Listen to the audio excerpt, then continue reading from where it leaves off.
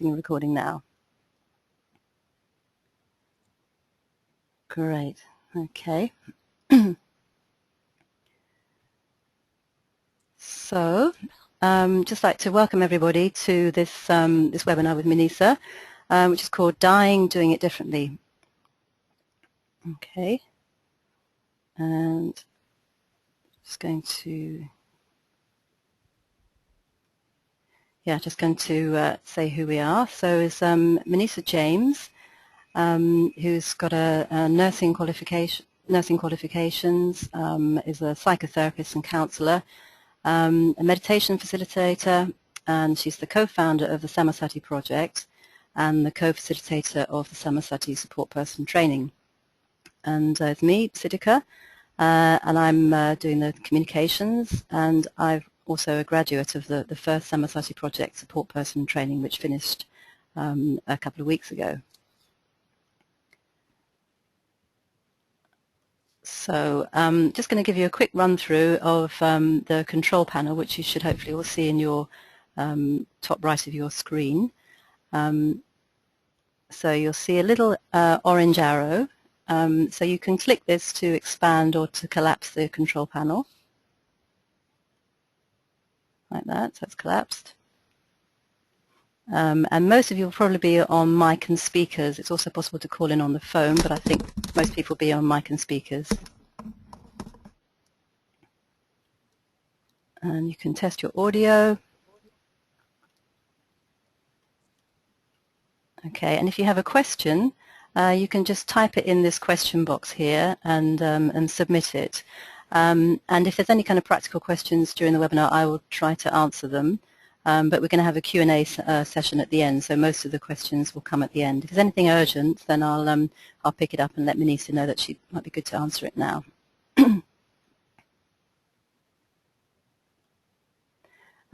If you want to ask a question, you can also raise your hand with this little icon here, just to alert me.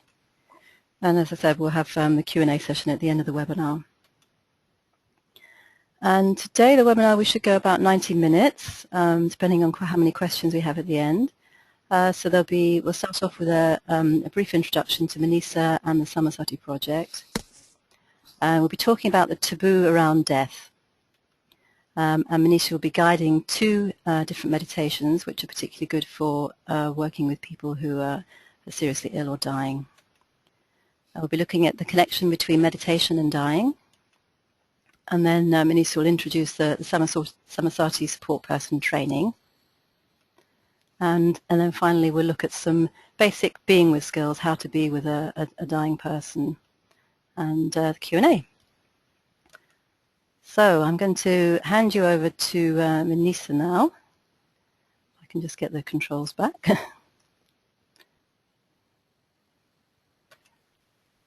All right, so where are we? So just making Manisa the presenter.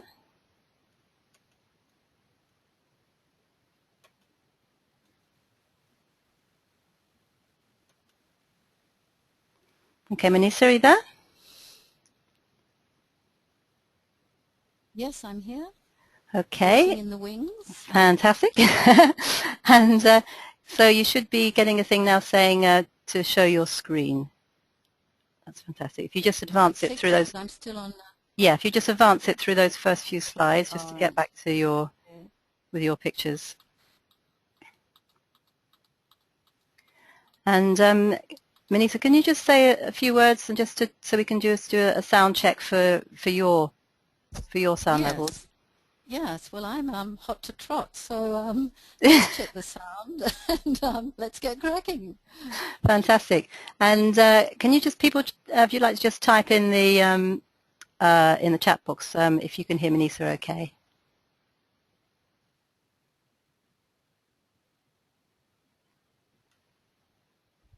Yep, people saying okay, yes, yes, yes, not so good. Great.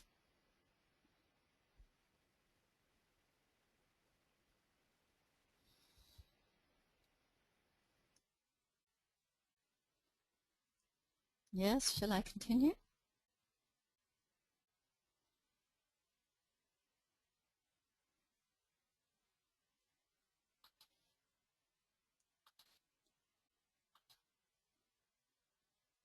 Okay, so I was born and raised in Australia and trained as a general nurse at the Alfred Hospital. That middle picture is of a very serious looking me in intensive care.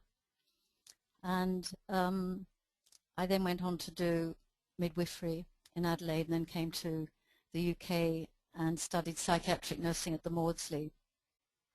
Really a turning point in my life when I was about 27 was meeting the mystic Osho. In spite of my initial resistances, I was totally blown away by that first meeting, stayed on and became his chief editor and the guinea pig for his meditation experiments, an energy medium, and was also a member of his emergency medical team. And this picture you see on the right is of a role that I played for many years of asking questions, my own and also those of other seekers, to Osho for the daily discourses. And the bottom picture just to show you that I do other things than think and write and run seminars on death and dying. There's a darling friend of mine called Baloo who lives just outside Rimini in Italy.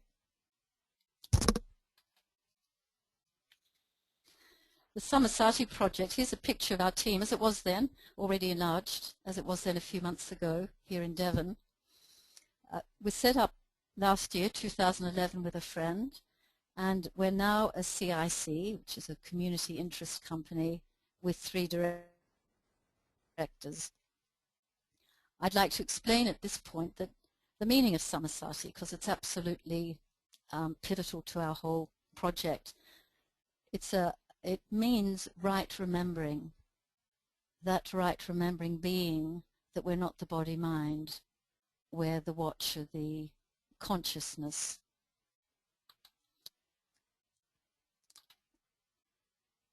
So our mission statement is to support those who want to live through the whole spectrum of living, health, sickness, recovery and dying consciously and with greater joy. Currently, our focus is on the Samasati support person training, offering psycho-spiritual support to the seriously ill and the dying. More about that later. We do have plans for more, to do more things, talks and workshops on meditation, which have already started actually in the latter part of this year.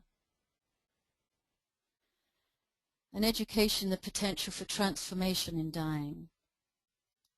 This is, of course, what the training is providing, but also through seminars and workshops. We hope to grow that. The training for those wishing to support individuals through their illness back to health or through dying. An outreach service to assist people through illness and or dying. So people who've done the training hopefully would then be able to staff that outreach service.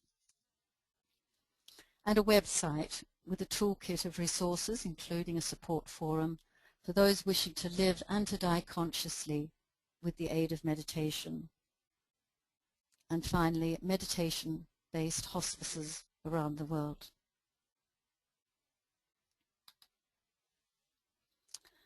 So what we're on about, this webinar's theme is death and dying.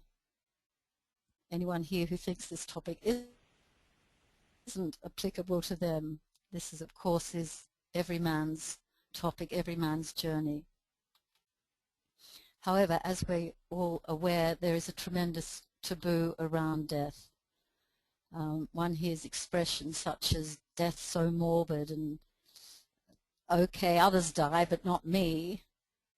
And even if to talk about death, mention death and you'll make it happen. Death being morbid, I do have this said to me when people hear the sort of line of work I'm in. And talking about death is a great conversation stopper, as I'm sure others of you who are working in this field know. As soon as you say what you're doing, there's sort of silence. It seems to me that death gets really bad press. And for me, working in this field is certainly not morbid. I wouldn't want to spend my life delving into something that makes me sad and depressed. It's just the opposite. Working with people who are facing the end of their life makes me so much more appreciative of my own life You know, it's so easy to take life for granted, and I love this aspect of the work that it stops me taking life for granted. I just am more and more in love with life the deeper I go into the whole phenomenon of death. And that second point, yes, we only, it's true, so it seems it's always happening to the other. And yet, if we look at ourselves, we can see intimations of mortality, as that famous book is called. And the fact, you know, we start seeing wrinkles and our body isn't functioning quite so well, and there's creaks and stiffnesses. And all those signs of aging are clearly presaging death. If there's aging, then obviously the end result is going to be death. And as to the third point about even if you talk about death, you make it happen. There are so many superstitions around death, and this is one of them. Yet talking about death doesn't bring it closer. It's when we're talking about death, we're talking about facing what's reality. And then once you know that you don't have unlimited time, you've accepted that, then it's about planning for how you really want to live. So really talking about death doesn't bring death closer. It brings life closer. It makes life so much more vivid. And also, if you apply this statement about talking about death makes it happen to those who are terminally ill and dying, if we won't allow them the space to talk about death because we have this superstition, then how do they get to voice their concerns about dying? And if we don't allow that, then we're condemning them to a really pretty sad situation and a sad ending. So we do need to talk about dying. Yet, when are we going to talk about dying? And I'll be quiet while you read this from left to right.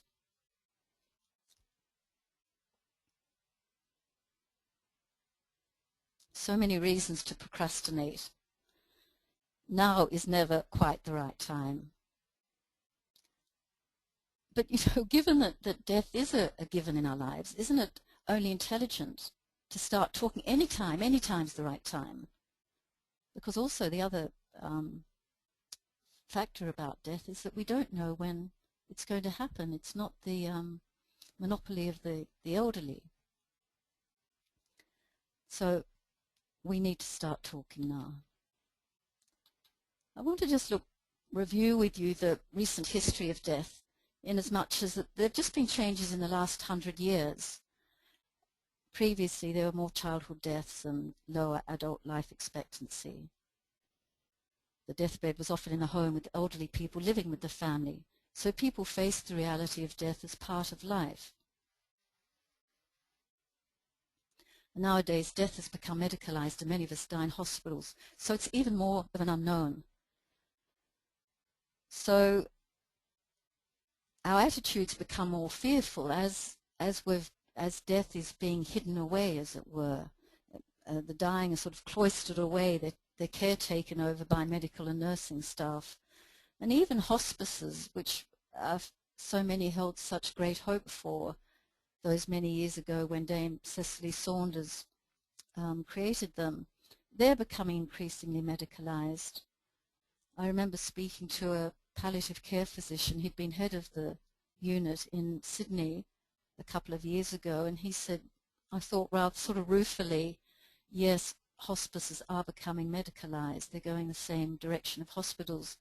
And that was repeated by another palliative care physician I met here, who's also worked for 20 plus years in palliative care, saying, yes, it's dying is being taken over by the medical profession. So our fear of death is exacerbated by the fact that it's being removed from us. We're not exposed to it. It's the unknown. And there are other fears, of course. There's fears based on losing what we've become deeply attached to life, as we've known it, with our particular role in it, and the family we've been born into and lived with, and the many friends we make, and the experiences and memories that make life so meaningful and precious to us. The fear of losing those of course, can be really, really major. And the other fear of, which is really out of a misunderstanding that we are the body, and that's certainly an attitude that our Western society endorses. We're really conditioned to believe that this is all we are, and of course that certainly is going to die.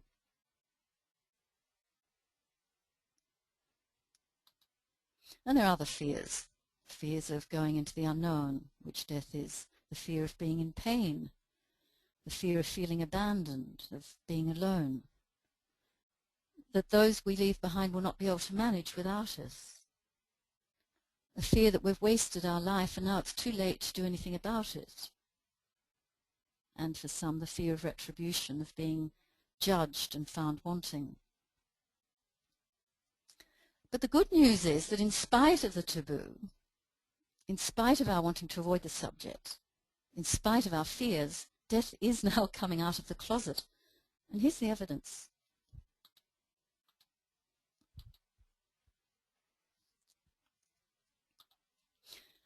Here in the UK, with which I'm more familiar, so much is happening.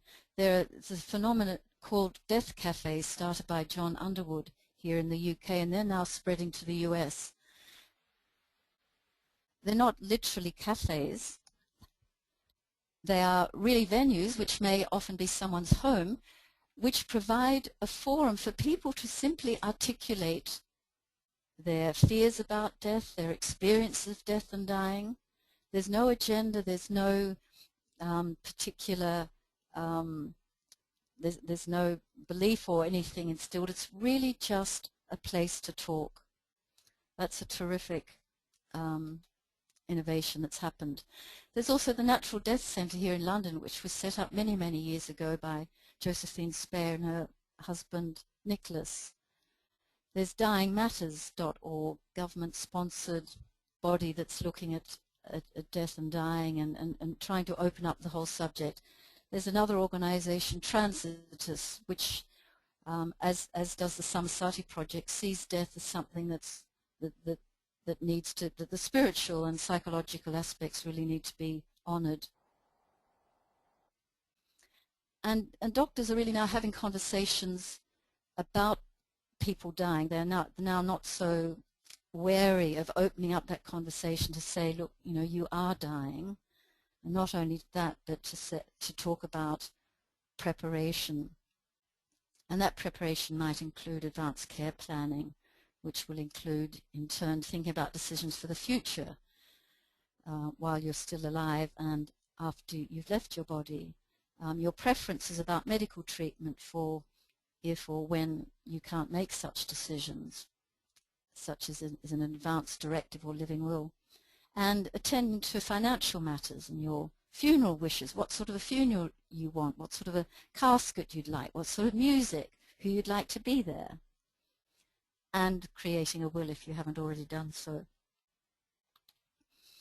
And of course, conversations about the right to end one's life.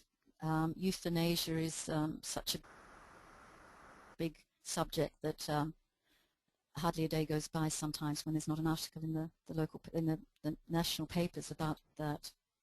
And the literature on death. You go into any sizable bookshop these days and there are rows and rows of books on death, including essays and books by people written as they're actually dying.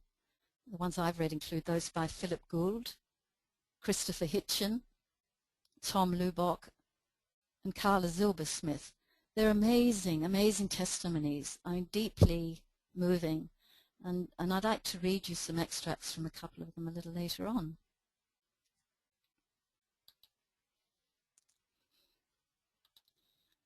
Prepare to die. Dying can be prepared for, and part of the preparation will include consciously addressing fears.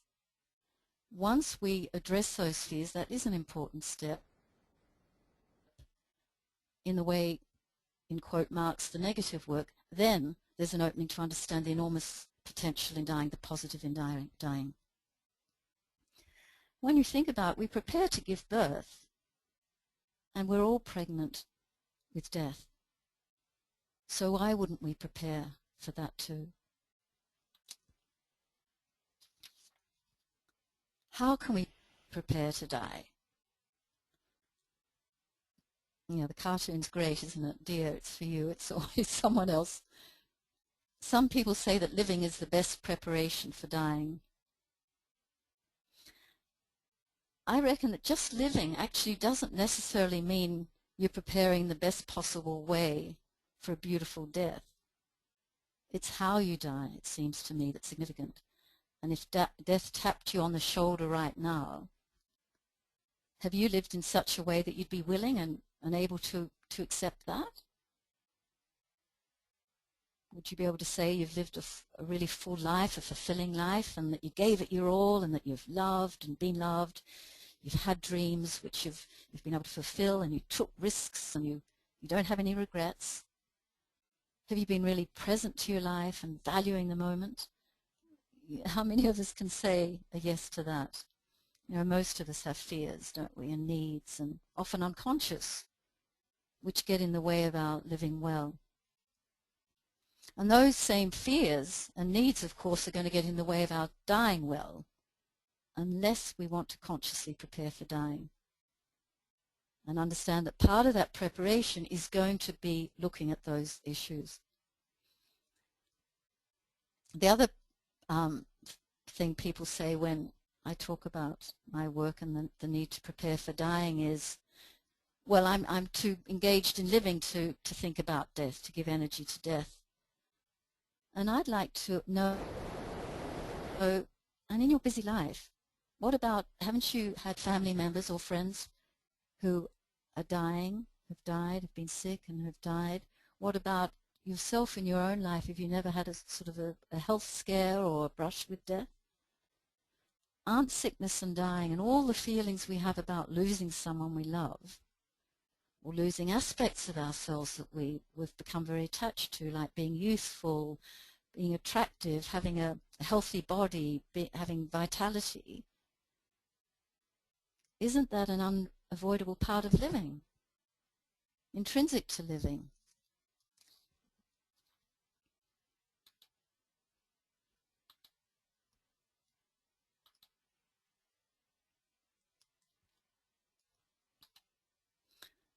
I see living dying as a continuum, that death's a natural process, just part of the continuum of life.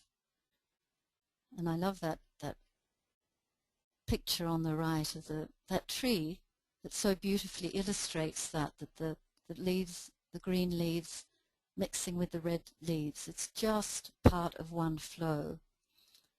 And the fact is we are really living, dying all the time. As soon as we're born, we start dying. Cells are constantly renewing themselves, for example. So death is not really an event. It is a process that's already underway. And the same tendencies in our living, as I have just said, will still be in play through dying, both the so-called positive and negative. So if we've lived a very sort of fearful life, we've been dependent, we have an attitude of mistrust, so we sort of tend not to take risks or want to explore anything new, that's going to be part of our attitude to dying too. And of course, similarly, if our positive attitudes are going to be really helpful, having a sense of humor, if that's very much part of how we live, that will be part of how we face dying, because living and dying are one and the same. I mean, at what point will you say, well, I'm no longer living, now I'm dying, so this quality is no longer relevant or in play? Of course it will be.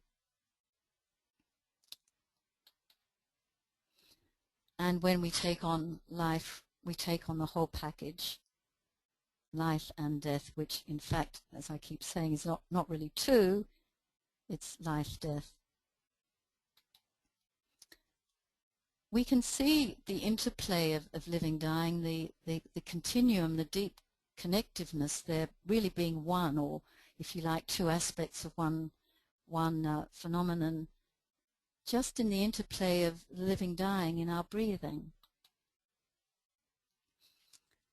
I'd like to suggest that we stop now and just do a very small meditation, and I know there's many meditators among you who are attending tonight. However, and I'm sure you're familiar with this technique, it's a very simple breath-watching technique, but maybe you've not thought about it in the context that I'd like to introduce it tonight. And I'm introducing it because it's particularly pertinent for someone who is dying, I think, because of the lessons inherent in it. So you might make sure you're not going to be disturbed for maybe 5 minutes this will take. Make yourself comfortable. Maybe you need to support your back, have a rug by you. And I'm going to guide you through these very simple steps. So you don't need to watch the screen now. You can actually allow your eyes to close when you're ready.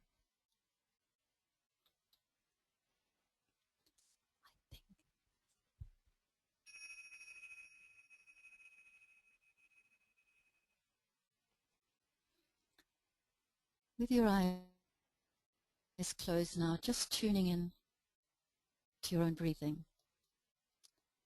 So not changing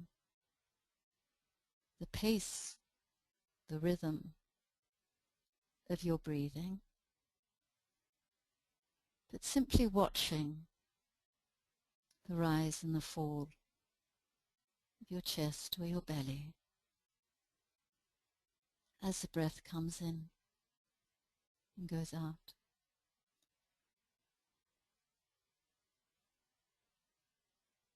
That's all.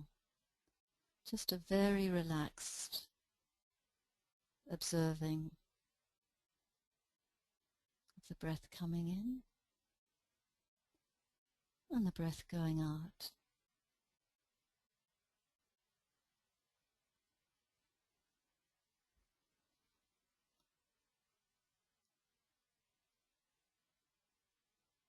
And perhaps noticing that flow between the two, the ease, the harmony, that subtle dance between the in-breath and the out-breath, and the out-breath and the in-breath.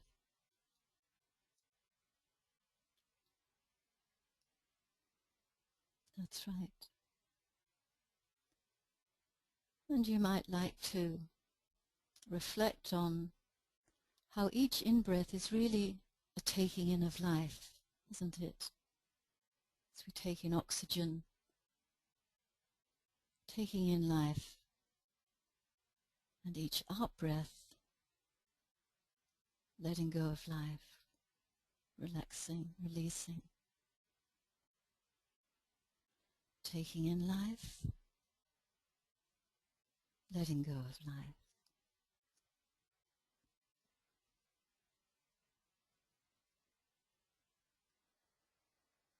As we breathe in and breathe out. And it may be that you're noticing the body is so relaxed by and by, almost as though you're being breathed rather than having to do the breathing.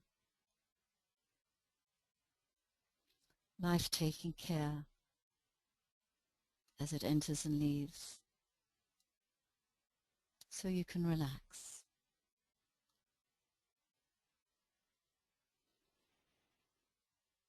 That's right. The body's so relaxed. Perhaps you can observe a feeling of almost being separate from it. You're watching it do its thing, watching the breathing coming in and out. Nothing is needed of you. Life's taking care. You can simply sit back, as it were, internally and watch. Yes. And if any thoughts or feelings or physical sensations intervene, just noticing when that happens, bring your awareness back to watching the breath. And now I'd like to suggest that you bring awareness to the gaps. Those gaps, the gap that occurs at the end of the in-breath, before the out-breath starts, and the gap at the end of the out-breath, before the in-breath starts. So just being aware of the gaps now.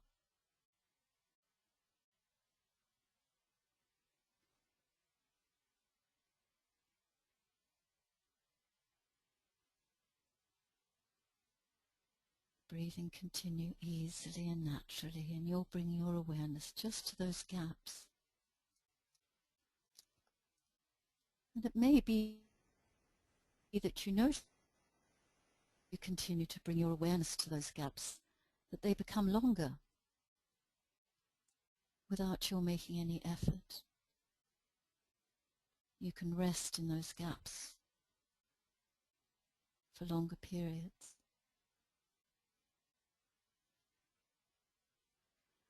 And in that spacious gap, enjoying the feeling of complete relaxation.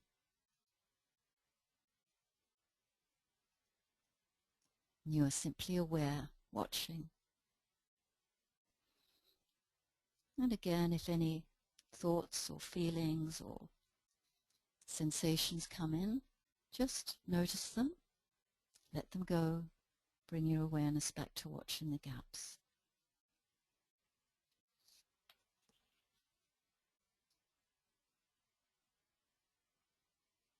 Yes.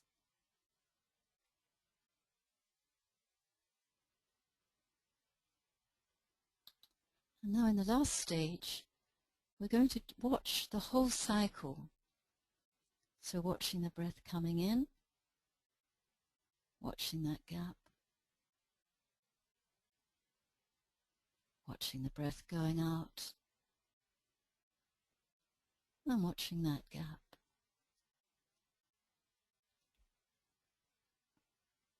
Just for a few moments, watching the whole cycle.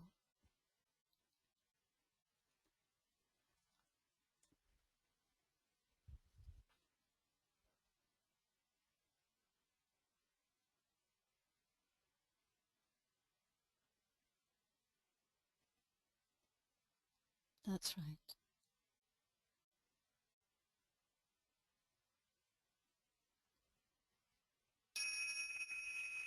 And coming back now.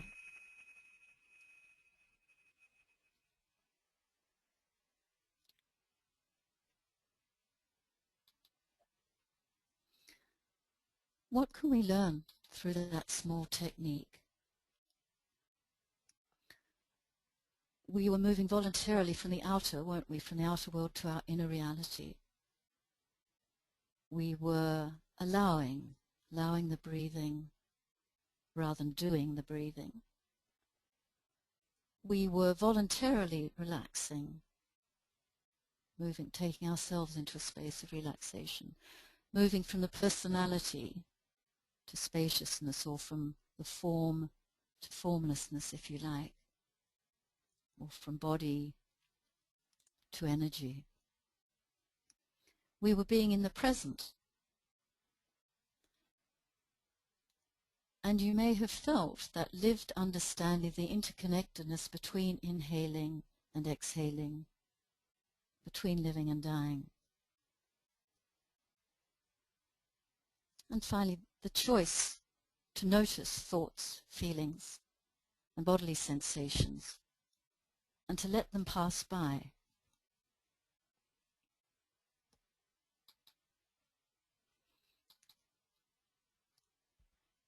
Also the experience of oneself as that which is separate from the body, as the watching consciousness, or samasati.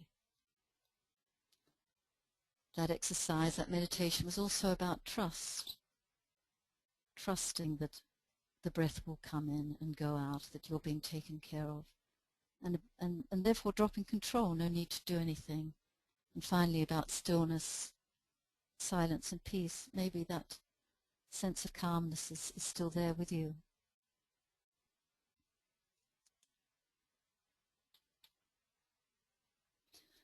What's the relevance of meditation in dying? Why would I want to die consciously? Well, perhaps you got a taste. I know many of you are meditators, by the way, and I trust I'm not telling you everything that you know. Perhaps there's some new slants on things here. The relevance of meditation in dying, perhaps in that small breathing technique, you could feel already how this could be really helpful for someone who's very, very sick or dying. So there are many valuable meditative keys that are relevant, as relevant when we're sick and dying as when we're well, healthy, living a healthy life. And there are many different meditation methods, specific ones to address specific concerns.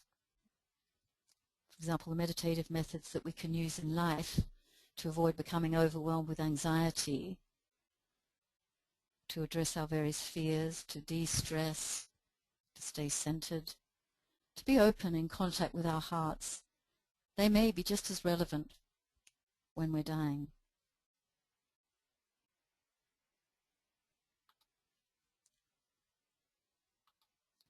Meditation and dying. So the process we enter in a passive meditation is very similar to dying. As we did with that breath meditation, we close our eyes, we relax and let go of any need to control. We leave the outer world for our interior one. We leave behind the personality, our sense of individuality, and become one with the vaster energy. Right remembering samasati, remembering ourselves as a watching consciousness which is beyond the body and mind. And we move from relating to the other to being alone, or in self-relating, if you like. And we move from doing to simply being. And of course we're moving into the unknown.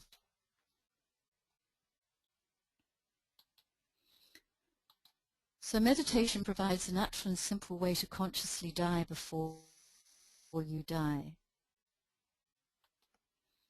And if we're meditators, when our time comes, the process is already familiar to us.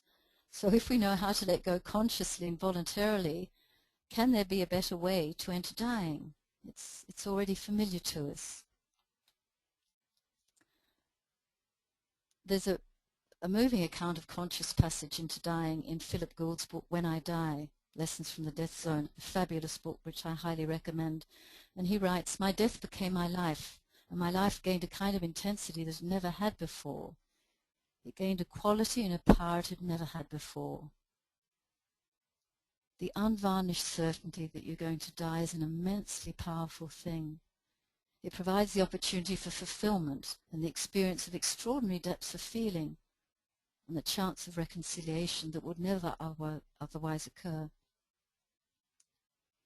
Death is a time for immense change and transformation, a time to fulfill yourself and others, and a chance, in a small way, to change the world."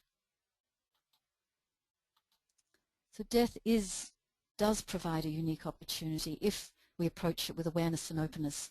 It doesn't need to be a calamity, but really a unique opportunity, even the crescendo, the peak of our life's experience. The book Now and Here by the mystic Osho can help you understand the significance of meditation and dying consciously. Highly recommend that, available through Amazon.com or Amazon.co.uk. So, any questions so far?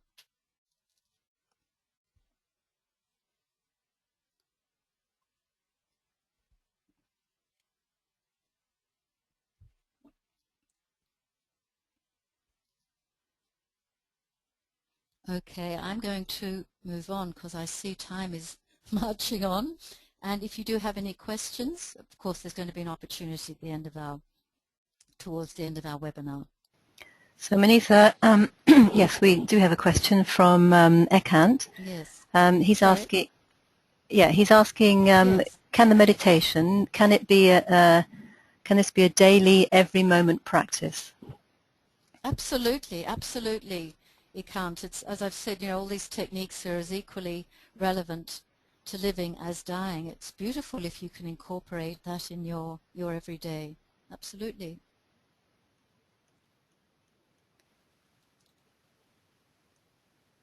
Okay, and Anyone else? Another question is, if we're not the body and not the mind, if we are pure consciousness, why worry about dying with awareness? If my body dies, it will just die. My true self will never die. And you need to bring consciousness to that. Otherwise it's very we're essentially unconscious. And yes, our nature is consciousness, but we need to unearth that. It doesn't automatically come into play. Yes, your consciousness will continue. However, my point is that being aware and present to that process of the body-mind disappearing is incredibly powerful. If you think of someone who has never meditated or haven't had an out-of-the-body experience or a near-death experience, that can be just such a phenomenal revelation to discover that they are not the body-mind. And we have another question asking about, what about dying in accidents, dying suddenly? What do you mean, what about? A good question. So that's a question from Bodhidivya. Do you want to just type a little bit more about your question there? We can perhaps answer it later.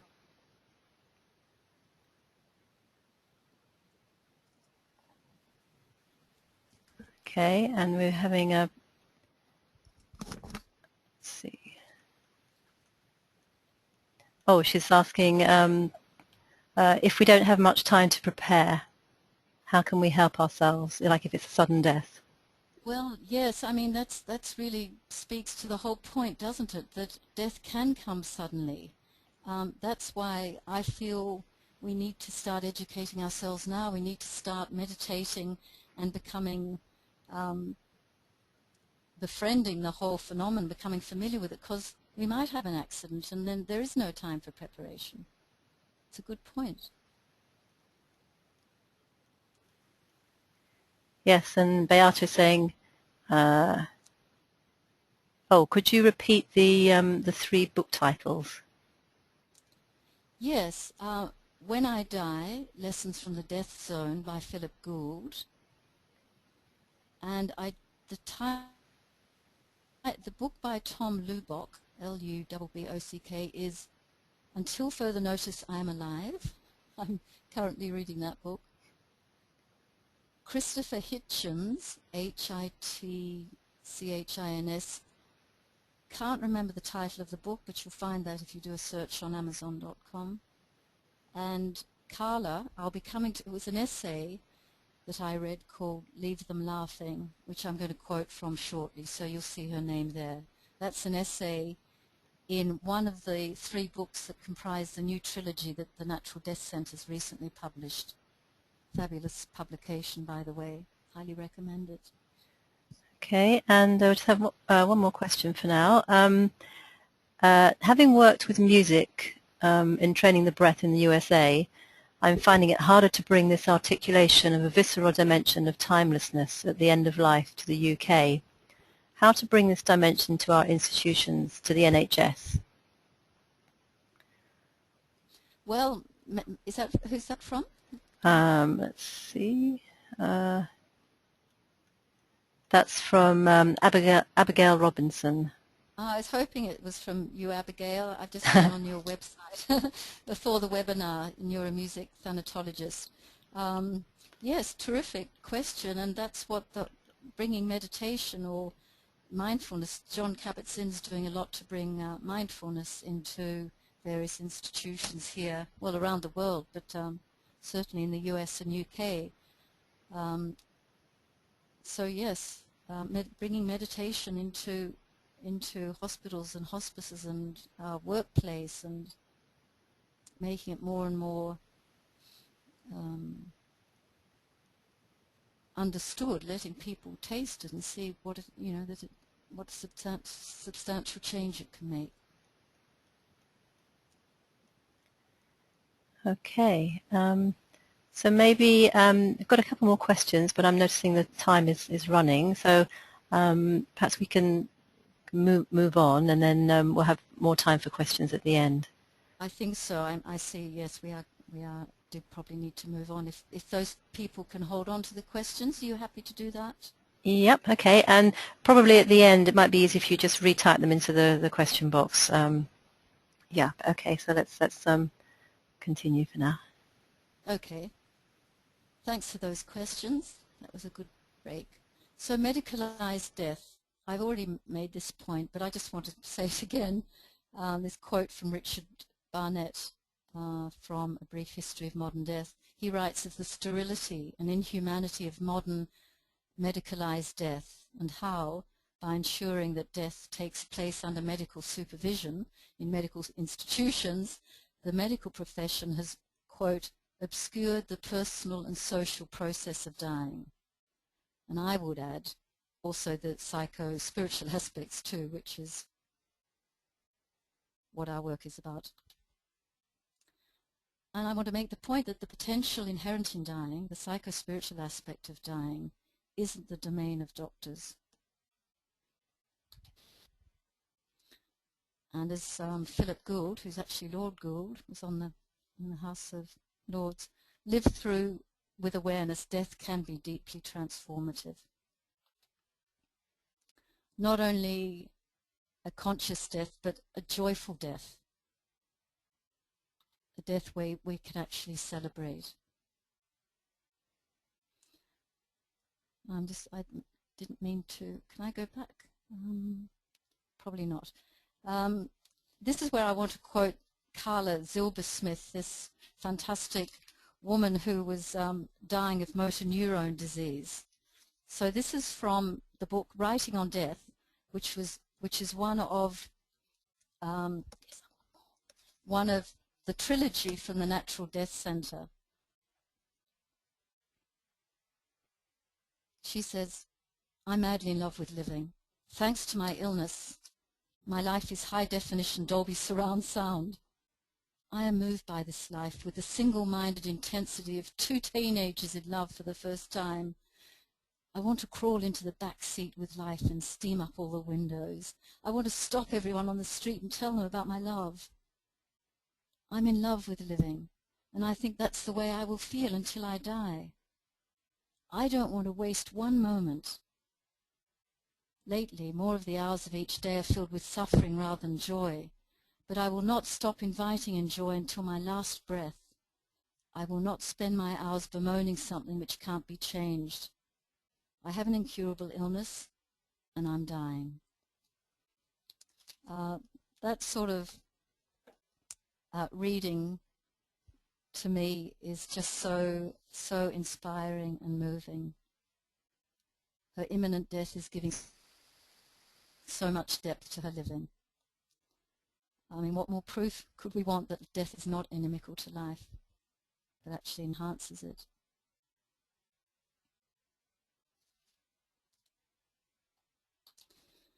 So fear, certainly to address our fears is an important step. Energetically, fear is a contracted state. When we're fearful, when we're anxious, we contract internally. So what makes us feel just the converse energetically? What makes us feel open, trusting, relaxed, expanded? It's love, isn't it? So one way of working with our fears, certainly addressing them on a psychologically, supporting someone to articulate their fears is one way, an approach we certainly use.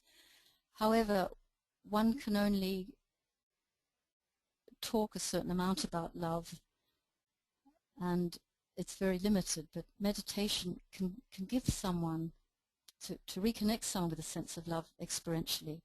So I'd like to suggest we do another little meditation called the Light of Love. So again, make sure you're undisturbed and feeling comfortable. And I will be guiding you, so you don't need to watch the screen. Very, very simple technique. And if it helps you to be in contact with your heart, you might like to place a hand there now and let your awareness rest there at your heart center.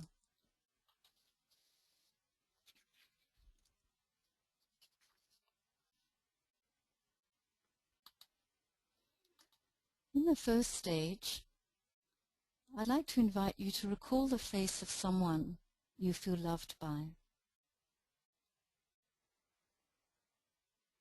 It may be that they're no longer alive, but you can still feel their love. Or it might be an animal, a dog that you feel loved by, or a cat. Or simply feel the presence of love itself. Just feel it around you now, that loving energy. That energy or that person who loves you unconditionally, who gives you the feeling that whatever you do is perfect as it is, that you can do no wrong.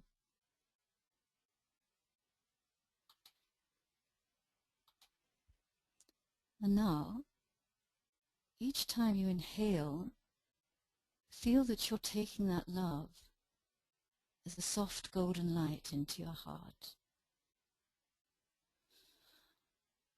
Each in-breath, taking that love and consciously letting it move into your heart.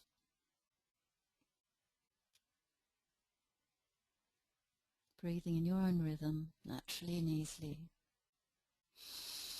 Breathing in, taking that love into your heart as a soft golden light. So by and by, your heart's going to become full of the soft golden light of love.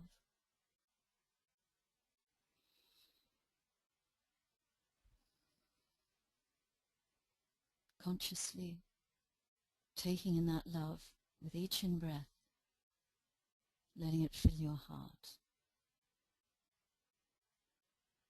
Until your heart's full, radiant, with this soft golden love light.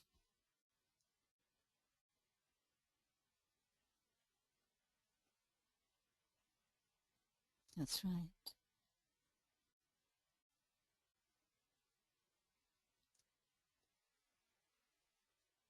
Now perhaps you have a feel of your heart being full of that soft light of love.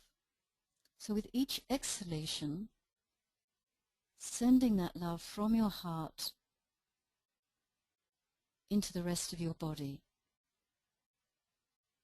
Sending that love as light into the rest of your body. Down to your toes, filling your legs, your torso,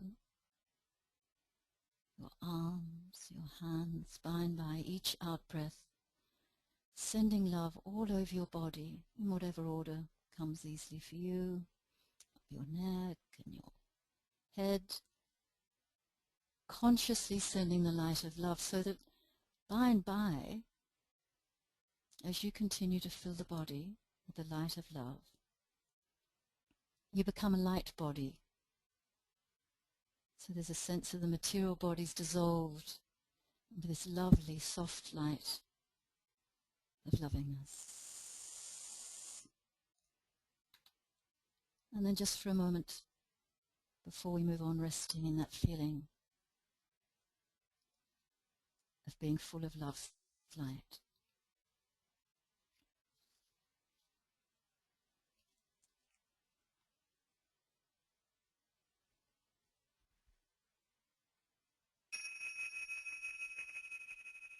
And coming back now.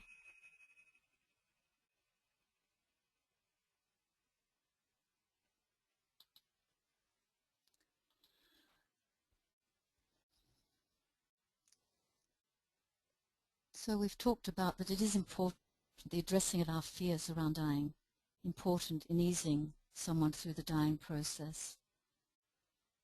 However, not stopping there, because beyond the fears and beyond the addressing of the fears and moving beyond them, moving to a state of acceptance, there's a whole other dimension. Consider this, that it might be the first time the dying person's ever turned inwards. Perhaps they've been a very active, extrovert person, and only now being on their deathbed, they're actually discovering an inner reality.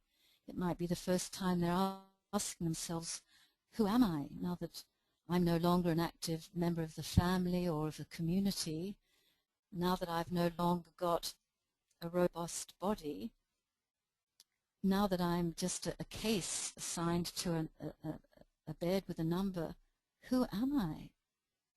And they may be asking other significant existential questions such as, what's my life been about?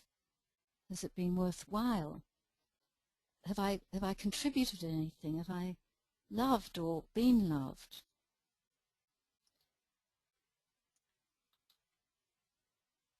And these are really, really important questions for people.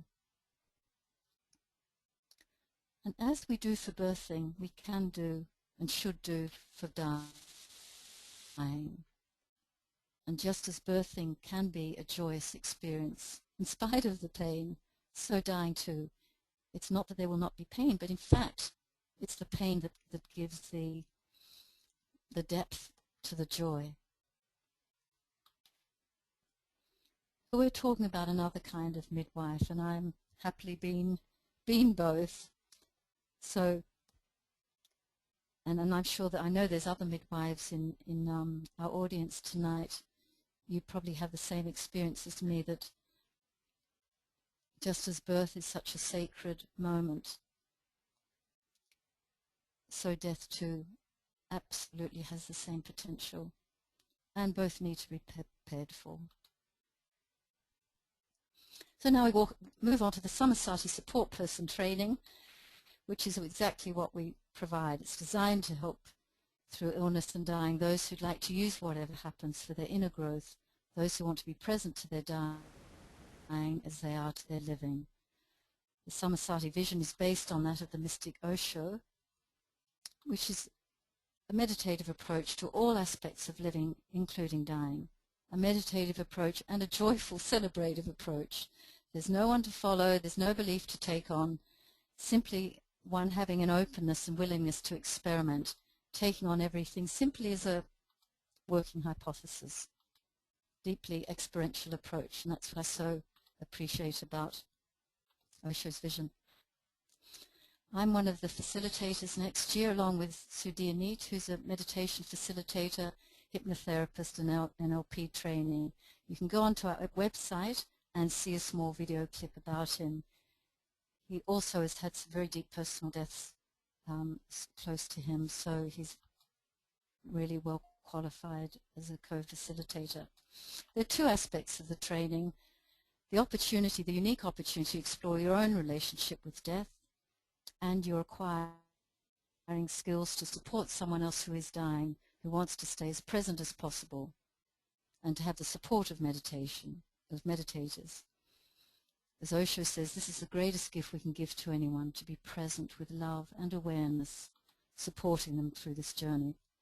So you can go onto the website. I'll just give you a very brief outline now of the different modules. The first one's an experiential inquiry, and I was so excited to find this Michael Murphy, who's a doctor, writing in his book, The Wisdom of Dying, that we absolutely need to, and I'll just leave you to read this,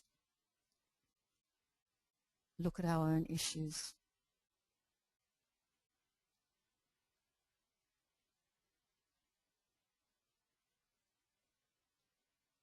Only then will we be in a more comfortable position to help others.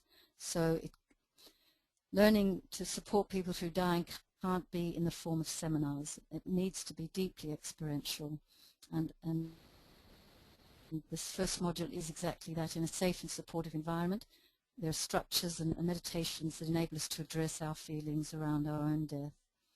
Second module helps us look at what our own issues were and what those of people, we're calling them clients, but it could be your mother or sibling or friend.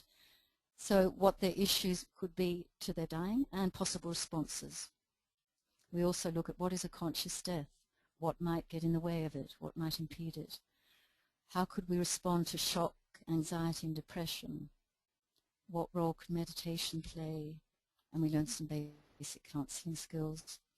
Module 3, a deepening on all those levels of relating skills, meditation, and introduction to the art of self-hypnosis, how to induce a state of deep relaxation in ourselves and in the other. Module 4, sickness and conscious death, looking at how to support someone who wants to remain conscious. Is there a place for the Bardo Thodo in a contemporary context? What are the physical signs and symptoms of dying? What is an advanced planning or the living will? And we'll also look at the very important issue of ethics and some of the issues around euthanasia. And finally, pain management, various forms of non-medical pain relief that are available, discussion and practice around teaching meditation, some guidance on working with clients and how to promote yourself, and revision of the training. What's unique about the training? Its foundational understanding being that a conscious death offers an unprecedented opportunity for inner growth, that there can be joy even in the seemingly bleakest moments. Meditation-based and with facilitators who are meditators. The experiential component, the learning how to voluntarily enter the experience of letting go and how to pass that on to others. And finally, the development of participants' own state of consciousness. I'm going to flip through this, what will I gain from the training, because you can read all that on the website.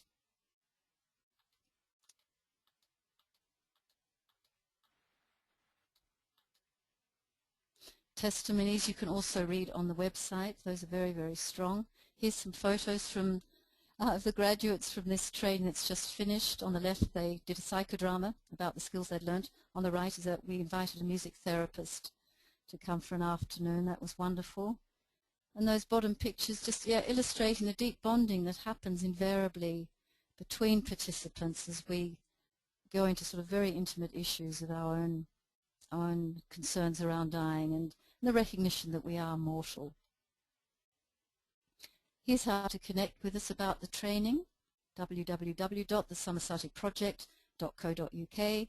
Email us at info@thesamasatiproject.co.uk, and there's the phone number 440-7871-611-692. Different ways to stay connected through our newsletter and tweetering and Facebook page, YouTube channel, and my LinkedIn profile. Most importantly, spreading the word. Please do help us spread the word about the project. Recommend our website and newsletter to your friends and colleagues. Like us on Facebook and share our posts. Subscribe to us on YouTube and share our videos. Retweet us. I thought that was retreat, but no, retweet us. You Twitterati will know what that means. And contact us if you'd like some flyers. Finally, well, not quite finally, but very importantly, funding and sponsorship. If you'd like to donate to us, to the project, that would be terrific. If you would like to sponsor someone to do the training, if you think the training's a great thing but you can't do it for whatever reason but would like to make it available to someone else, please do contact us. I think we probably don't have time for what we were going to do, but these slides will be available. This is just a few suggestions around how to connect with someone, how to be there listening to them in a way that's most supportive of them. In conclusion, then, death is coming out of the closet. Facing our own issues around death helps us support others who are dying. As we live, so shall we die. Meditation as the state of self as consciousness provides the basis of an experiential approach to dying. And a midwife or support person for dying can be invaluable. Dying can be a celebrative and hugely potential time. They're the graduates of this year. Pretty happy looking bunch, aren't they? So we've finally arrived, just a few minutes late, at the opportunity for you to ask your questions.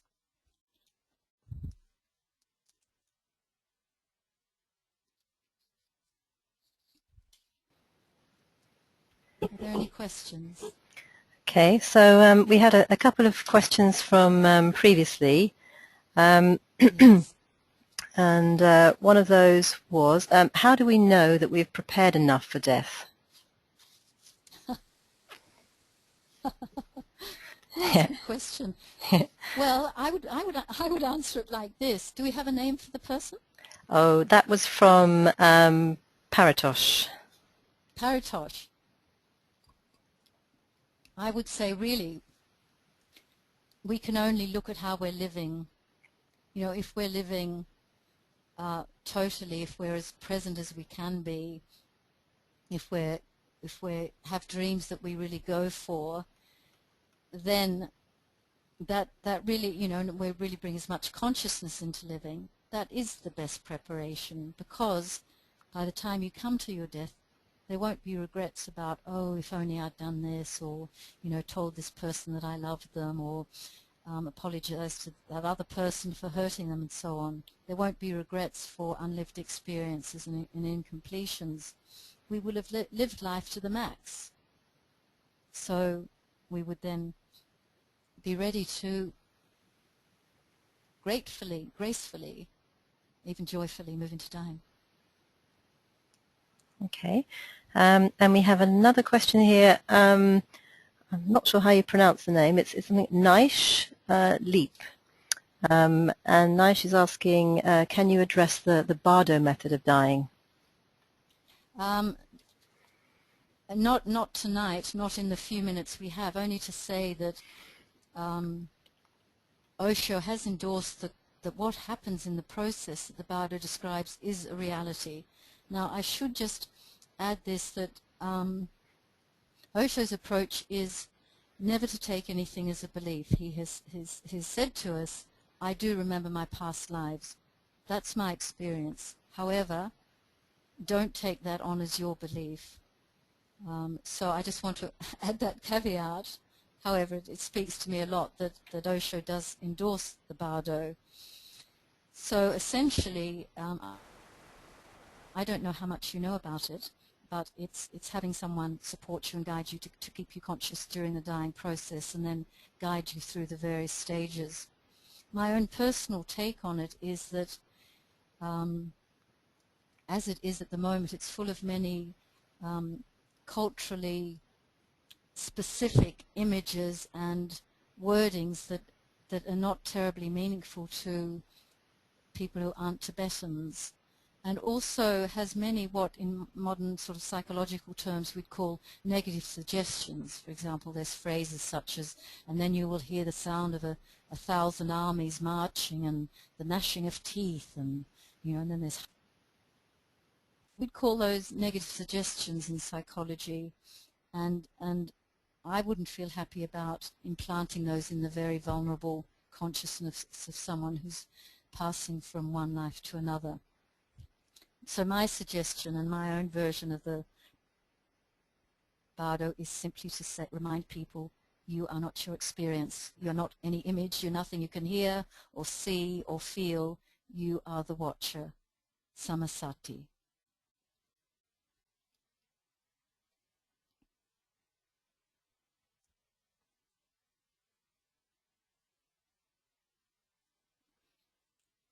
Any more questions?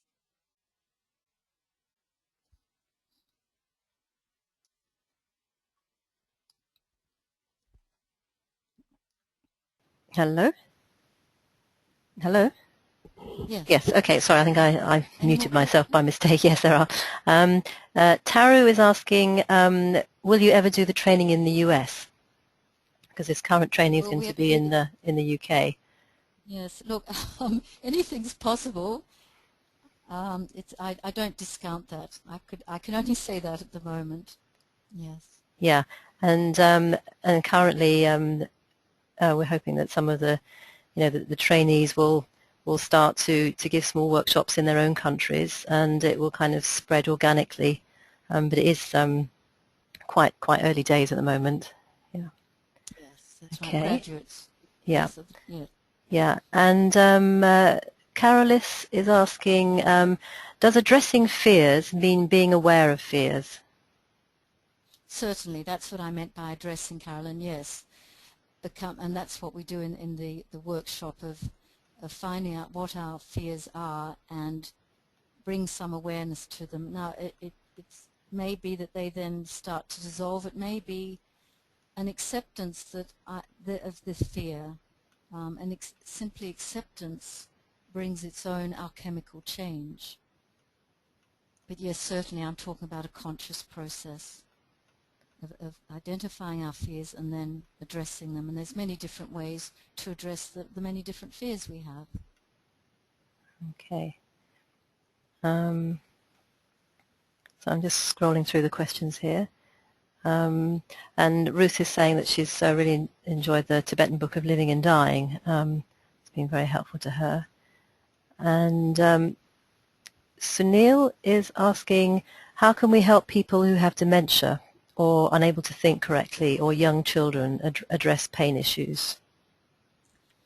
Sunil, I know you're a pediatric oncologist. Our work is not around dealing with children or with people with dementia. Both, very, very important, significant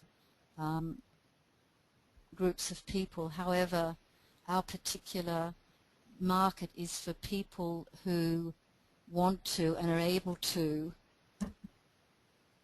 consciously prepare for dying.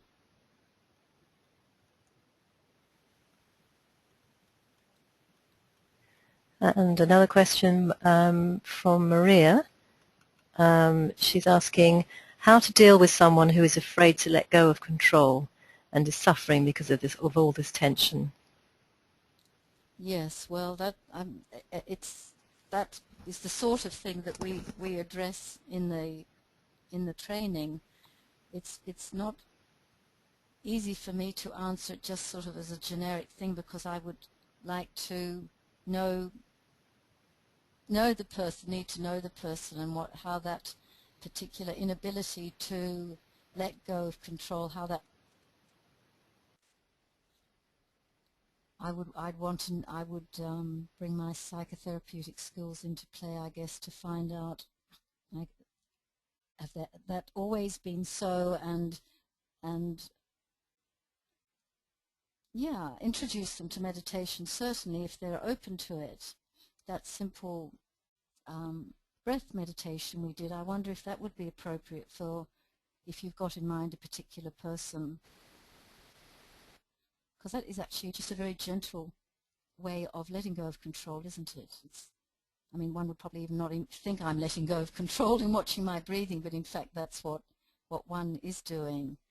So that could be an entry for that person that you have in mind.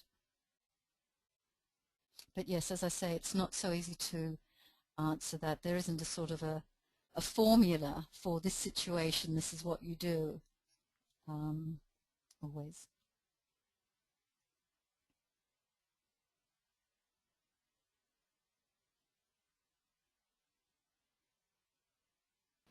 And another question from Devika. What can we do now if we can't get to the UK for the training? What kind of support is there? Good question. Well, we do have graduates now, so we do intend, once we get our website up, and we hope we're going to be doing that in the early months next year, but as we said earlier, that depends on funding. We will be providing, making available the various graduates who'd like to be available as support people. That support might be in the form of their being physically present if they're in the same countries where the person is needing help. It might be in the form of phone calls or Skyping even. And the website itself, apart from, the graduates of the training, the website itself will have lots of resources. In fact, we're going to create a sort of a toolkit with many various forms of support there, and suggestions that anyone who finds themselves in a position of caring for someone who's dying can access. Mm-hmm. So yes, that way to get that on the road.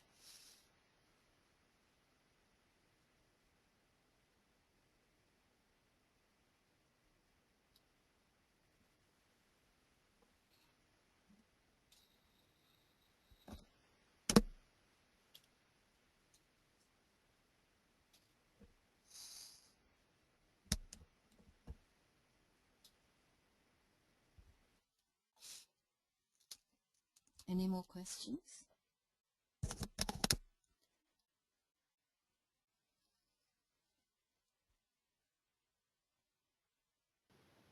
Right, I just went into a long ramble there, but I was muted. So I was just adding, there are some more questions. So I just wanted to add about the website, that we're also hoping to have a support forum on the website, which will be for people Yes. who they may be seriously ill or dying, or it could be for carers of those people, somewhere where they can connect with people in a similar situation and get practical resources, and also have meditations that they can use, and just connect and share experiences with each other. And there is an awful lot of information on the internet, so it's not always that easy to find things. So particularly if you're in a state of stress around being seriously ill or supporting somebody. So we're hoping also to collate some of that information to make it available in an easy form, and to link to other websites, and probably from many people who are on this call who have other websites sharing this type of information. We can create a network to be really supportive to people all around the world. That's right. Okay, so I'm just having a look at the questions. All right, so quite a hot topic here. How do you address the topic of assisted dying in your training?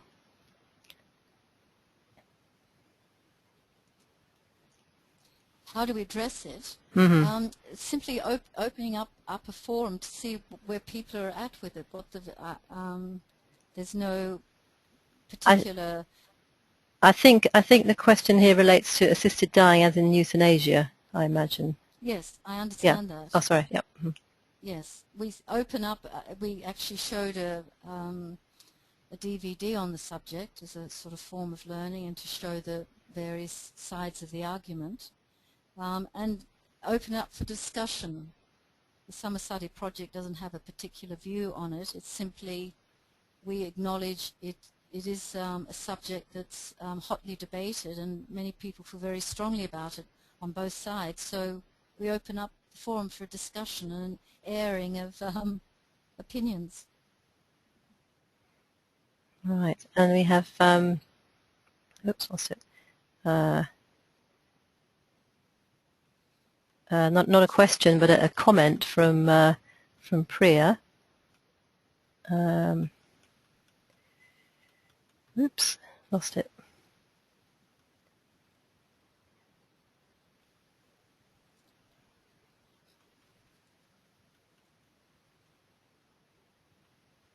Right, I'm just trying to find the question again.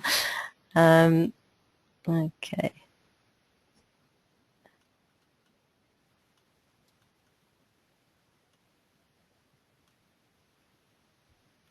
Right, I'll look for that later.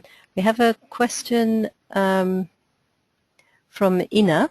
She's asking, are there any books nowadays describing how to guide those who are dying step by step, as in the Bardo, but adapted to the modern man? Not that I'm aware of, Ina. Mm-hmm. That I'm aware of. Yeah, I've come across also there's a pagan version. I've seen that's around. I haven't read it, but that's one. Yeah. Oh, I know one book, Ina, you might like to look at that I have, called Letters to a Dying Friend. I can't remember the author right now, but again, if you Google it, you'll find it. Anton someone, Goss, something like that, G-O-S-Z, but you'll find it. It's a sort of a guide. I mean, it's got meditation in it, and that might answer your need to some extent. Okay, and then we otherwise, I'd suggest, sorry, otherwise, just the last thing, I'd just suggest you Google something like guided support for dying in Amazon. Yes, there's another question. Yes, I'm scrolling through. And Nigama is asking, what are some of the more common problems encountered while aiding a dying person?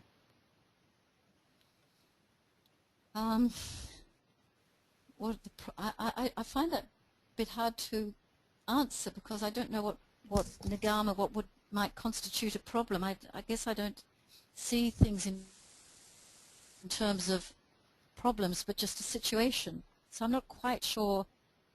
What do you think might be? What do you have in mind when you ask that question? Yes, and Nagama, if you just like to type in something. She's saying such as panic, regrets, etc. Yes, well, yes, I mentioned the three cardinal reactions tend to be shock, anger, and anxiety, don't they? So those can be there in varying degrees. I mean, I was actually, when I was waiting for you to respond, I also thought to say, because we haven't mentioned this at all, dynamics around the dying person.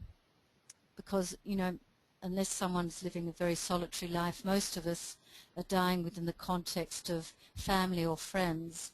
And particularly in a family, there can be sort of quite intense dynamics between family members. For example, you know, a long lost son might be coming back into the fold because his mother's dying, and his other siblings there, and they haven't spoken for 20 years, or, you know, so just to be aware that if you're part of that scenario as an outsider coming into support, that you're not only not just taking into account the dying person, but the dynamics around them. Okay.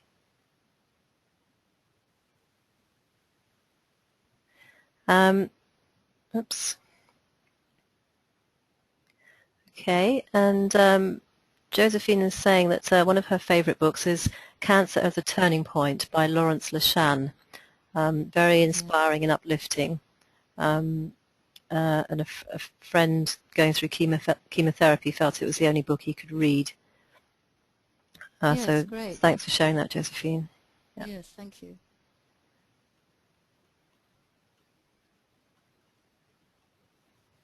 Okay.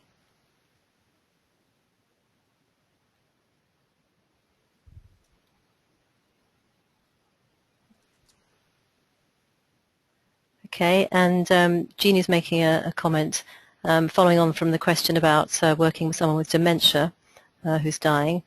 She's saying surely it would be a vast benefit for that person to have someone with them who has done the work on themselves, and so can be with them with awareness, etc.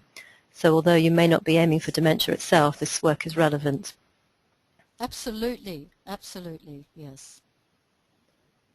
Right. Here we go. And then a comment from Priya, who has been in the past training.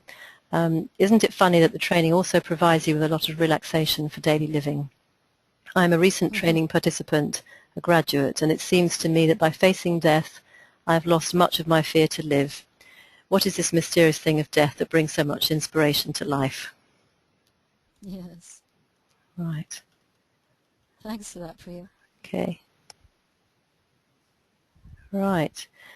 Okay, so I see that we're at 9:30. So if anybody has any final burning questions. Now this is a really good one. Thank you, Devika. What if someone has not admitted that they might be dying? How could or should one speak to them about it? Again, well, it's a bit hard to sort of just answer generically. My own inclination is it would be good to look for openings to bring that subject up. On the other hand, I feel one has to be careful not to have one's own agenda and impose that on someone. So that's why I answer in that sort of very hesitant way of feeling if there is an opening. I mean, it's said that people who are dying do know they're dying.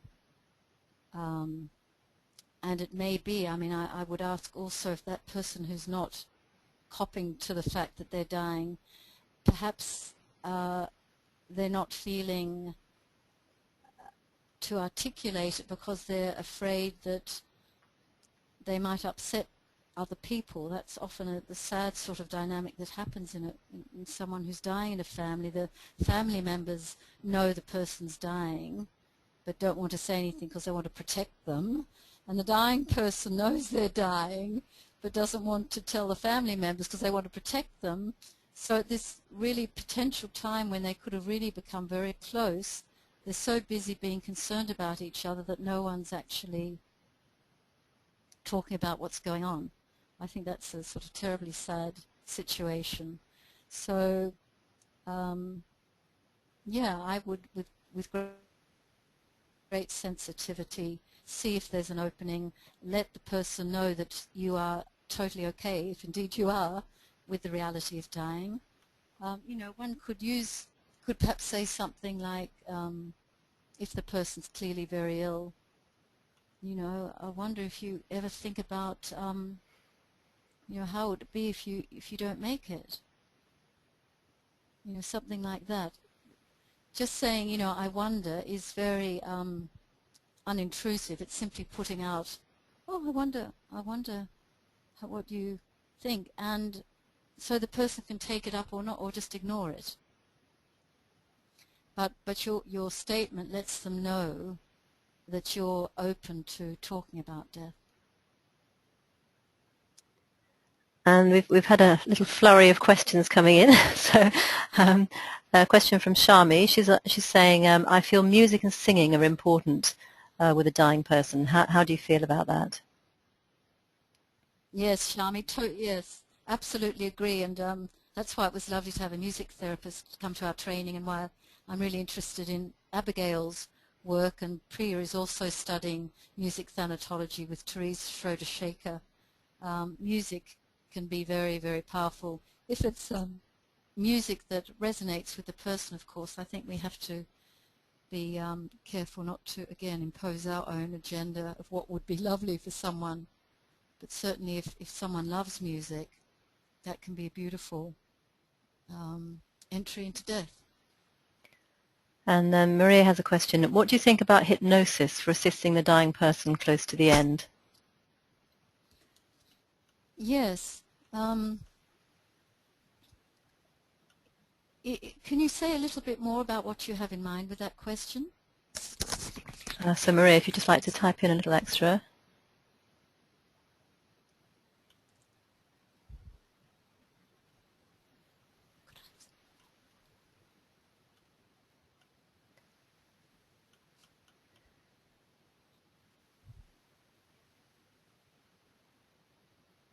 And Josephine is saying, I'm not quite sure, Josephine, what this is related to.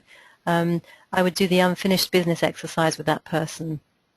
The person who may not want to know about dying. Possibly, yes. And she said, I would not push anything on the dying or ill person. So, Josephine, perhaps you can type in, is that what you were responding to about the person who didn't want to admit that they might be dying? Yes, she says, yes. Yeah. Yes, Josephine. Yeah, that's a good suggestion, unfinished stuff. And yes, I absolutely endorse, as I said, that one shouldn't come with one's own agenda and push anything on anyone. That's why I'm talking about simply, gently, sensitively letting the other know that you're available for that sort of conversation. Yeah. Because that might have been what was holding them back. And then Bhaven is asking, when is the next training starting? In March, Bhaven.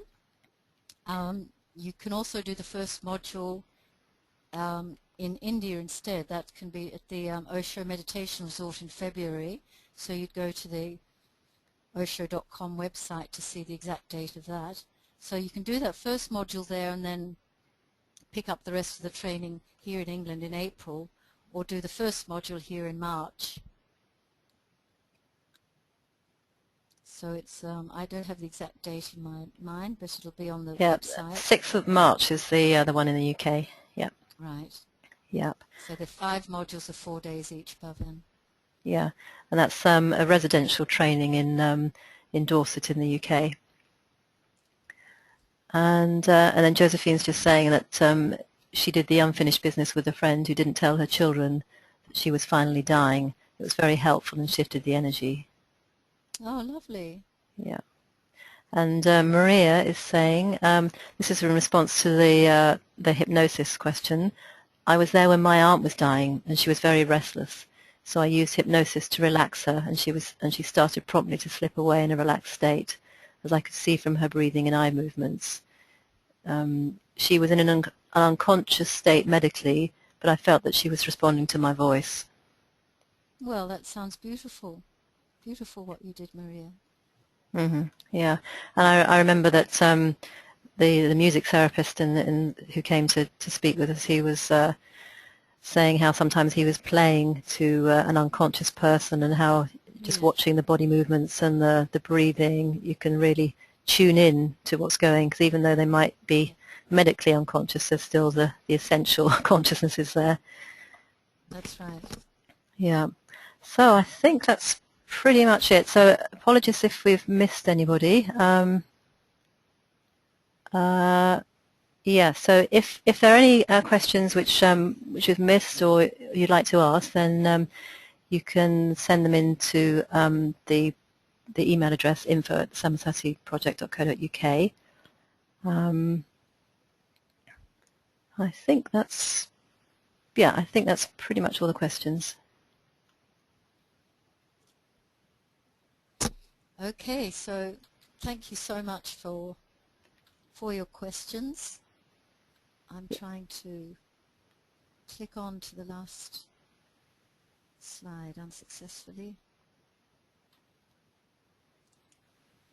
However, that was simply to say, the last slide was to say thank you, and I hope the this webinar has been of value to you. I've certainly enjoyed it immensely. I would have loved to be able to see you, but at least hearing you through Siddhika is terrific. And yeah, we covered a lot of territory. We had to rush a bit at the end, but Yeah, I think in the main we conveyed what we wanted to.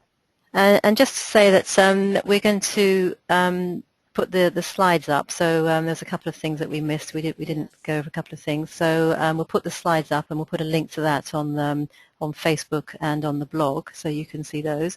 And fingers crossed, the recording would have worked, so we can put that up as well. So if you want to listen to anything again, or if you want to share it with your friends, that would be great. So thank you very much, everybody.